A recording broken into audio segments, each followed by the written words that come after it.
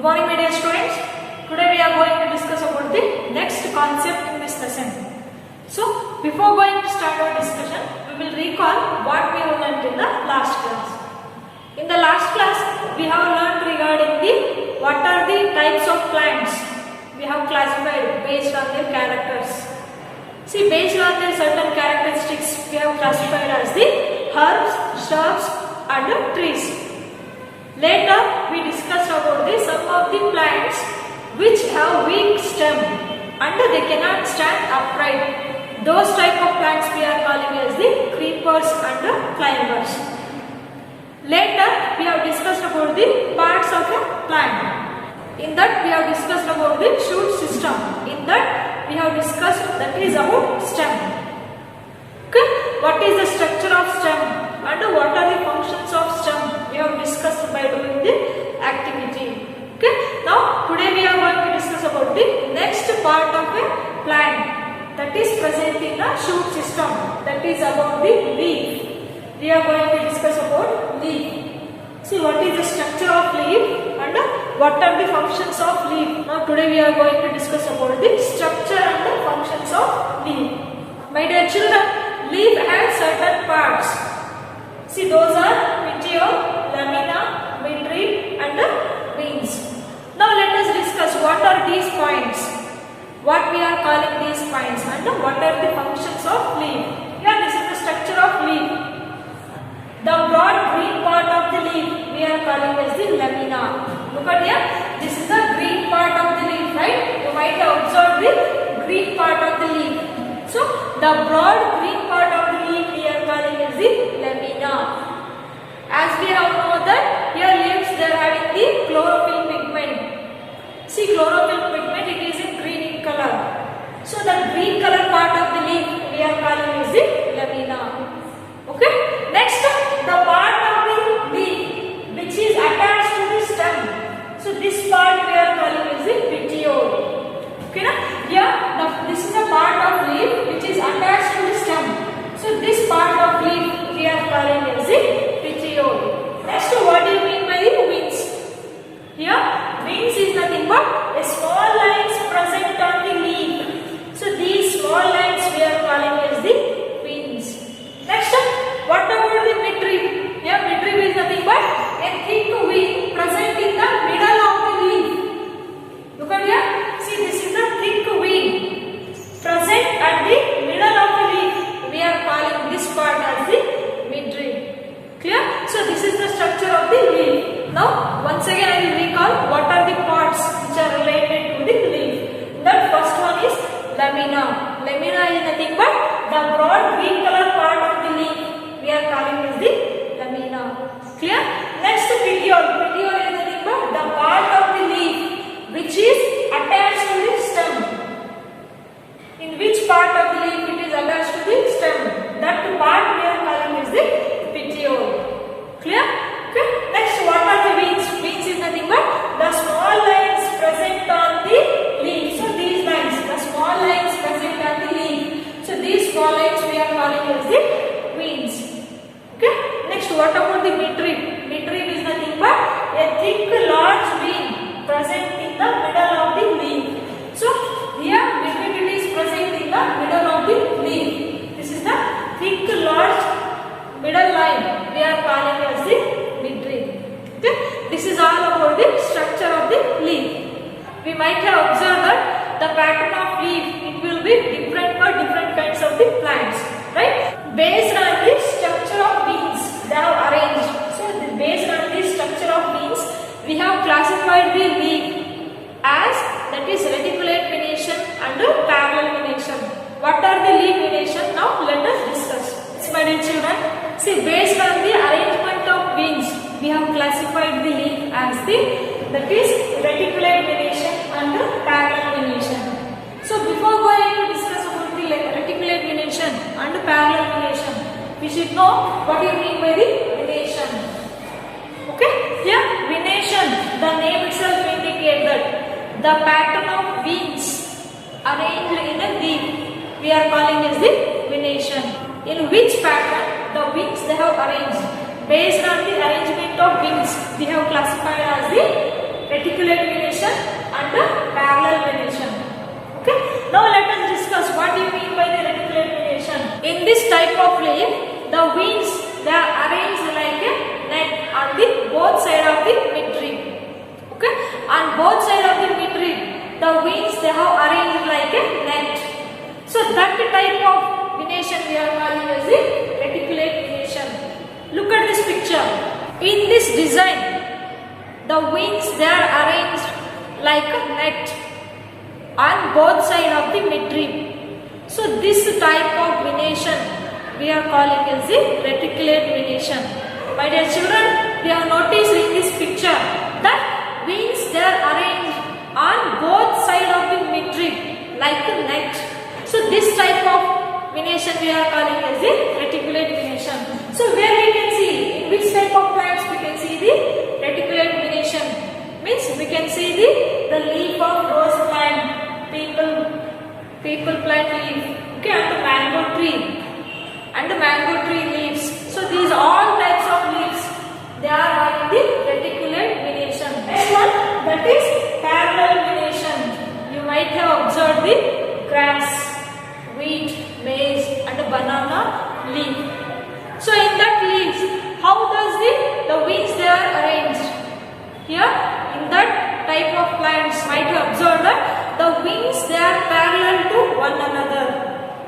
Okay, here in the parallel venation, the wings they are arranged in a parallel. Look at this picture. See, in a grass, wheat, maize and banana plant, the leaves they are having the parallel wings. The wings they are parallel to each other. We might have observed that the wings they are arranged in a parallel. So this type of venation we are calling as the parallel venation. My dear children, from this picture we have noticed that here the wings they are arranged in a parallel to one another. So that type of leaf venation we are calling as the parallel venation. Best example you can take it as a coconut plant. Leaves of coconut tree they are arranged in a parallel. They are having a parallel venation. Means they are arranged in a parallel to one another. That is also one type of the parallel venation. Yes, my dear children, here depending upon the arrangement of wings, we have classified the leaves as reticulate venation and parallel venation. My dear children, up to here we have discussed about what is the structure of leaf and depending upon the arrangement of wings, how we have classified the leaves according to the leaf venation. Right? Now let us discuss what are the functions of leaf. My dear children, leaves we are calling as the food factories. Why? Means here in the plants food is prepared in the leaves. So leaves they are calling as the food factories of a plant. As we know, food it is prepared in leaves by a process that is photosynthesis. Okay, here photo is nothing but sunlight, synthesis is nothing but prepared. Here plants they are preparing food by using the sunlight. So this process we are calling as the photosynthesis. As we know, plants we are calling as the autotrophs. Why we are calling autotrophs? Means plants they are preparing their own food.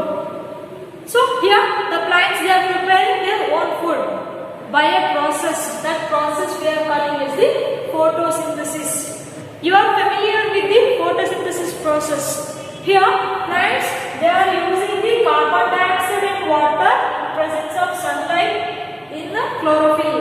Okay, chlorophyll it is one of the green pigment present in the leaves.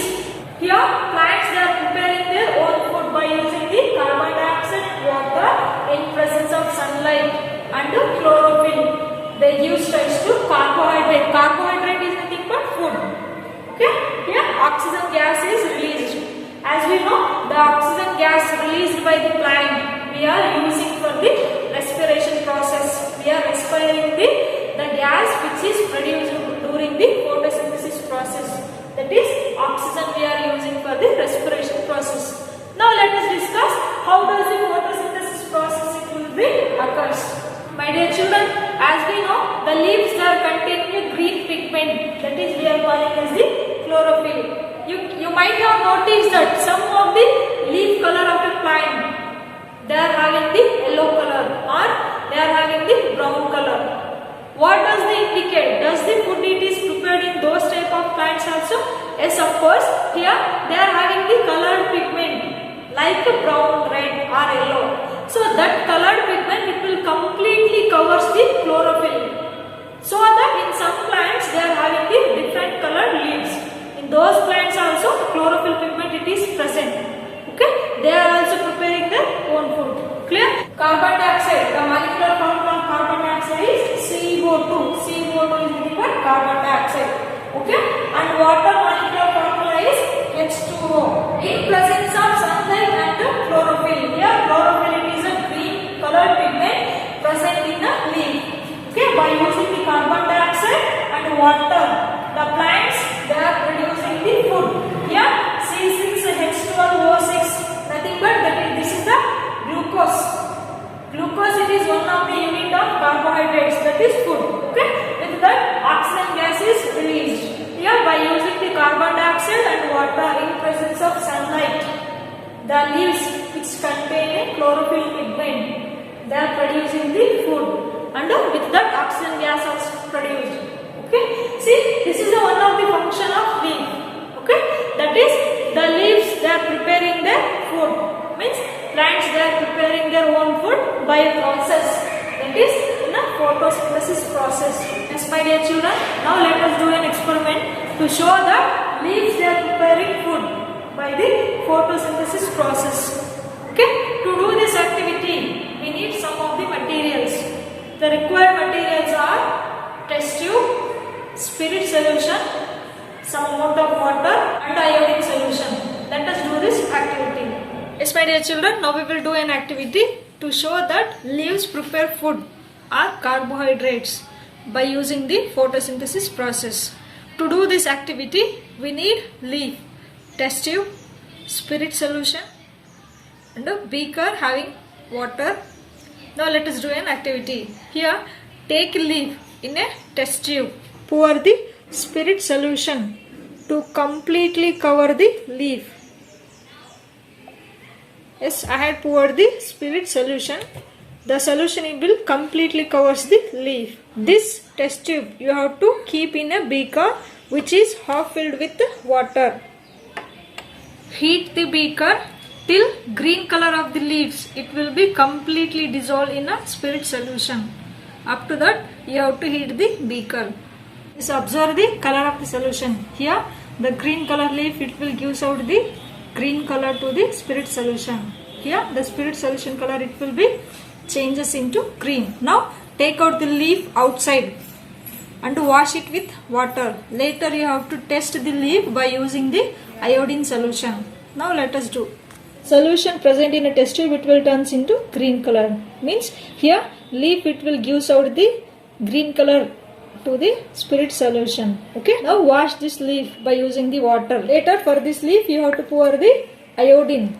If the leaf color it will be turns into blue black color, it will indicate that starch is present in a leaf. Put the iodine drops on a leaf. You have to observe the leaf color it will be turns into blue black color. It will indicate that leaf having the starch.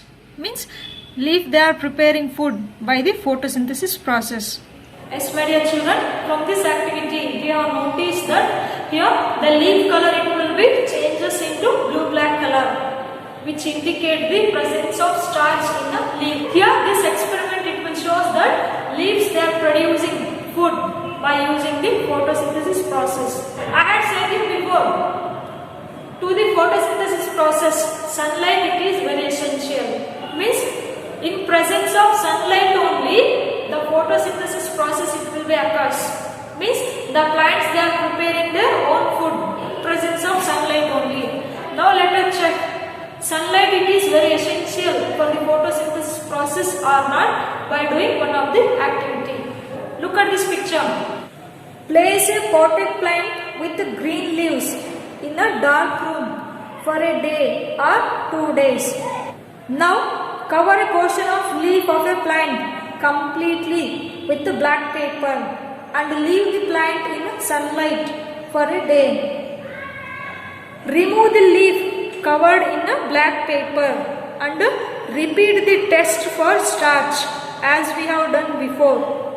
You have to test the leaf by using the iodine solution. Leaves covered with paper will not turn into blue-black color with iodine solution. It indicates that the leaf covered by black paper does not produce the food. From this activity, we have understood that here we have covered the part of the leaf by using the black color paper. When you covered the leaf by a black color paper, when you kept for the sunlight for 1 or 2 days. Later, when we test the leaf which is covered by the black paper by using the iodine solution, the leaf part which is covered by the black paper, it will does not turn into blue-black color when we are tested with iodine. See why does not it will turn into blue-black color means here you have covered the leaf completely by using the black color paper. Means if there is no sunlight, there is no preparation of food. Okay, from this activity we have understood that here leaves they are preparing their food only in the presence of sunlight. Okay, regarding this photosynthesis you can learn in the higher classes. Yes, now let us discuss the next function of leaf, that is during the transpiration process. Here transpiration is nothing but the process in which plants they will be give out excess amount of water present in a leaf. Here during the transpiration process, the excess amount of water it will be given out to the surrounding in the form of a water vapor. So this process we are calling as the transpiration. Like in humans, if excess amount of water present in a human body, we are expelling in the form of urine, and also we might observe that sweat it will be produced on our body, right? We are expelling the excess amount of water in the form of a sweat and also in the form of a urine. Means we are also removing the excess amount of water present in our body through the passing of urine and also through the sweat. Like that, plants also they are removing the excess amount of water present in the plant in the form of a water vapor. In which part of the plant the excess amount of water they are giving means in the leaves. Okay, leaves they will be helpful for the transpiration process. Means through the leaves excess amount of water present in the plant it will be given out to the surrounding. Now let us discuss how does the transpiration process it will be occurs in plants by doing one of the activity. Let us conduct an activity to show that here transpiration process it will be occurs in the leaf. To do this activity we need polythene bag, transparent polythene bag. Transparent is nothing but we can see easily through the polythene bag. Okay, and we need leaf of a plant. Take a medium size and well watered plant. Remove all the leaves of a plant and cover the leaves by using the polythene bag. See, after removing the leaves from a plant, you have to cover the leaf by the transparent polythene bag. In this manner, you have to cover completely the leaf by using the polythene bag. Later, you have to keep this to the sunlight for 1 or 2 hours. After 1 or 2 hours, you might have noticed that water vapors they are produced on the polythene bag. Inside the polythene bag, you might have observed the water vapors. Then, where does these water vapors they will be appeared in the transparent polythene bag? Here, they will be formed during the transpiration process. As I said before, here the leaf it will be losing the excess amount of water present in the plant. Water vapor it will be used to the environment by the leaf. Okay, when you cover this leaf, the water vapor produced by the leaf it will be attached to the polythene bag.